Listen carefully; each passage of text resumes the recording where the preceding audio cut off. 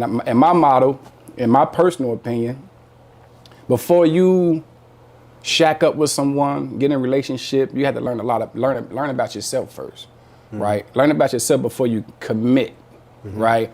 Because one thing about relationships, you will lose a piece of yourself just by compromising, right? So God forbid if you find yourself into a toxic situation and you don't learn yourself as a young man, you're gonna take a hit, right? Let's just say, for example, the way I see, the way I comprehend that is, right? Just jumping off the porch, you going from your mama house to a woman, you sharing a house with a young lady who's acting like your mother.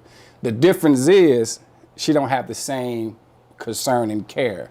Her love is more conditional, right? So if you ain't acting a certain way, she gonna treat you a certain way. So your best bet is to, not saying you can't date, not saying you can't, coexist with the opposite sex. Not saying that. I'm just saying that you need to learn yourself as a young man before you call yourself trying to start a family at 20 years old and 21 years old and jump out there, because I'm a firm believer. I thank God for my younger years of bachelorhood because I learned so much about myself where when I did get married, when I did have these experiences, I knew at the end of the day, I could hold my own as a man.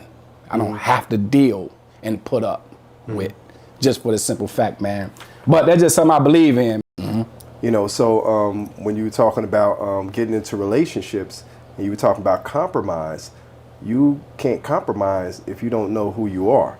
A lot of times you're not actually compromising, you're going with the flow, and then you become something else. You become altered at the altar when you decide to marry somebody who is really against your real views, but you never took time to find out what those were.